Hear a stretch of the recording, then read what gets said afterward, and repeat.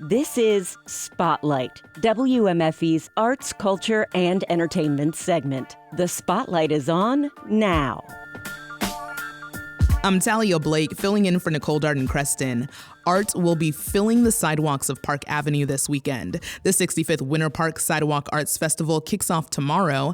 Alice Moulton is the historian and PR chair for the Winter Park Sidewalk Arts Festival. I stopped by her office to find out more about the festival and the art scene in Winter Park. For someone new to town or for people who haven't been before, what can they expect? Well, the Winter Park Sidewalk Art Festival is a springtime tradition in Central Florida, and it's usually viewed by somewhere between 250,000 and more people over a 3-day weekend. It's one of Central Florida's biggest outdoor events, and we are nationally known as one of the top art festivals in the country, ranking in the top 10 of just about every poll that any of the industry magazines put out. This is a huge event. Can you tell me who will be displaying their art and kind of how they were chosen? Every year we go out of our way to make sure that we have judges from around the country that aren't very familiar with our local scene, and they're experts in some field or another of the arts. And the three of them come together in October, and they view over 1,000 applications that artists have submitted. Those applications come through zapplication.org, which is a program that the artists use. And that weekend, they view all of the applications, and individually they score each one of the artists. And from those scores, we pick, this year we have 216 fine artists and 3 emerging artists. We go by the top scores in each of the different categories of art. And we try to make sure that the show is balanced so that it's not just the top scores of all the artists, it's the top scores in each category. So it sounds like people are going to be able to see all different types of arts. Is there anyone returning this year or any, big Central Florida artist names that will be displaying at the festival? Every year we have award winners, and we have 33, maybe this year it's 34 because we added a new category last year, that are eligible to return without being juried in. And so some of those artists, because they are so talented, get to return year after year. But we have quite a few new artists this year that have applied. And they apply from all over the United States, and we even have some from other countries that apply every year. It's very national and even international. And there's always some artists that the local people are hoping come back every year, and you will see some of those. I can't name individual ones at this point, but you can be assured that there will be some of the most spectacular artists in the field that will come back. I want to touch on something you just mentioned, which was the awards. I don't know if I should admit this, but I'm not going to lie to you. I just learned earlier this year that art festivals are not just for shopping for unique local art. They're also a competition among the artists. So based on, previous winners, what are judges looking for when judging the art at this festival? Our festival is ranked among the top festivals for awards. We actually have $74,500 worth of awards that the artists are eligible for. The top award is for Best of Show, and that is $12,000 just for the Best of Show. And we have an Edith Bush Foundation Award for the Art of Philanthropy, which is also $5,000. The Morris Museum has a Distinguished Work of Art Award for $2,500. And we have a new award that we just started last year, which is the Monty Livermore Celebration of Nature Award, which is $2,000. And then there's a series of awards under that to fill that up. And I can't tell you exactly what the judges are looking for. Like I said, there are different judges every year. They come from different disciplines, and so each one of them sees things a little differently. But the three of them do get together to discuss the top awards. And, they have some back and forth about what each one is looking for. I will say this, the awards usually are not given for something that you would say, boy, that would look good over my sofa. They primarily look for technique and uniqueness and creativity. Speaking of uniqueness, what makes art and artists from this region unique? I would say that Florida is a big haven for artists. Just the beauty of the state itself is very inspiring to a lot of artists. There are tons of art festivals in Florida, and it just shows the appreciation that the population has for the art. And so I think that artists are drawn to come to this area. I know you said for this festival, artists are coming from across the country, and I'm just curious, is there a type of art that defines Central Florida? I think that you might think of certain regions where pottery is very big, or photography is very big, or painting. We see a little bit of everything. It almost sounds like just like Florida culturally is a melting pot. The art scene in Florida is also a melting pot of different designs and mediums. Yes, and the thing about art, we put it into categories primarily just to make it easy to display and to work with. But emerging art is something that we're seeing more and more of.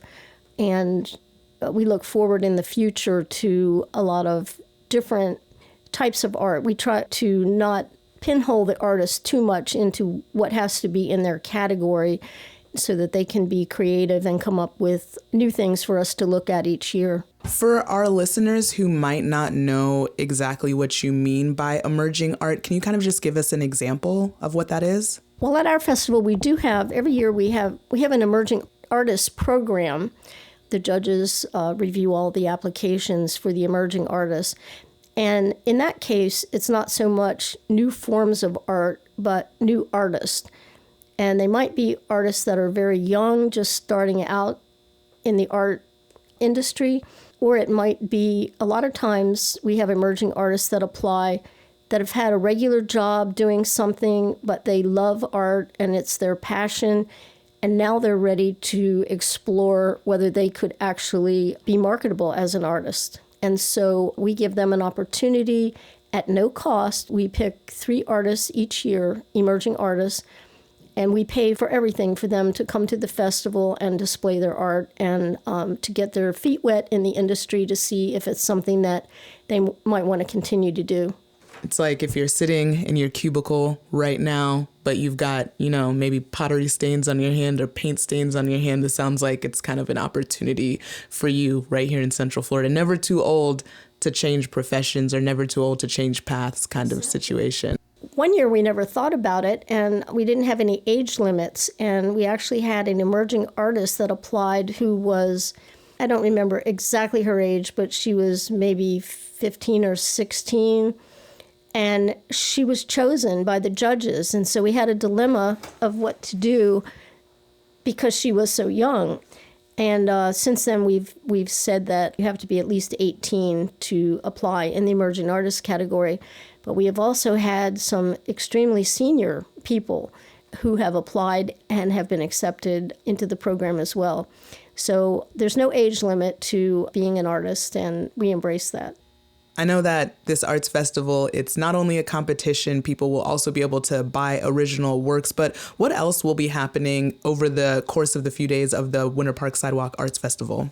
Well, there's something for everyone, and one of the things that we're very proud of is our children's section. We have easel painting for kids, and it's quite a tradition. We'll hear from people, especially in this area, they'll brag about how they did an easel painting back a long time ago and their parents kept it on the refrigerator forever or something like that. And also in regards to that, we have the Orange County Public Schools and also private schools in Orange County. We have a schools exhibit where I think this year somewhere between 80 and 90 schools throughout the area. Throughout the year, they collect artwork from their art students that are going to be in this exhibit. And it's also juried. and they have a chance to win prizes in the children's exhibit as well. And those children, it makes a huge impression on them to give them the motivation to continue exploring their art, having this reward that their art is something that is valued by other people. And other areas, of course, people love the food when they come to the festival. We have quite a few concessionaires to choose from for food and drink. And of course, there's the music. There's music the whole weekend at the main stage in the North Park. And on Friday night, we have a very special nighttime concert. So this year, the Friday night concert returns after having been held on Saturday night for 2 years due to the COVID situation, where we wanted to spread people out more. But this year, the Friday night concert is back, and we're really excited about it. It's going to start off at 5:30 with the Land Sharks. And the Land Sharks are a very popular Jimmy Buffett tribute band. And then at 7:30, Michael Andrew and Swingerhead will appear. So that's the Friday night concert. But there's music throughout the whole weekend. And right before the Friday night concert, between 3 and 4 in the North Park, we have the Hour of Darkness Jazz Lab, which is from Lake Highland Preparatory School band program, which people can enjoy while they're waiting for the main show to start. And we just want to mention that the crowd is not allowed to put their blankets down until 2 o'clock in the afternoon on Friday. Some people used to put them out the night before, but we're not doing that anymore. And the blankets can't be bigger than 10 by 10. But you can bring your favorite food and drink and just relax and enjoy the show. So this sounds like a fun-filled weekend. So for those who want to attend this weekend's event, other than knowing about the blankets, what do they need to know? The festival is open from 9 a.m. until 6 p.m. on Friday and Saturday. And then on Sunday, it's open from 9 a.m. till 5 p.m. The other thing that you need to know is that parking is not easy, but it is available. There are quite a few businesses and churches that open up their parking lots in the area, and there's several large parking garages around the edges of Winter Park that you can park in. So don't be discouraged. There is plenty of room to park if you are patient and look for it. You can find a lot of information on our website, which is wpsaf.org, and also our program for the weekend is also displayed on the website. So you can get a lot of information just by going to our website. You'll find out what's happening and when. And a lot is happening this weekend in Winter Park. Alice, thank you so much for talking with me today. I really, really appreciate it. Yes, and thank you for coming and finding out more about the festival. And we hope we have a fantastic crowd and wonderful weather. That was Winter Park Sidewalk Arts Festival's Alice Moulton. Spotlight is a production of 90.7 WMFE News. Editorial guidance this week from LaToya Dennis. Support for Spotlight comes from our listeners. I'm Talia Blake, in for Nicole Darden-Creston. Thanks for listening.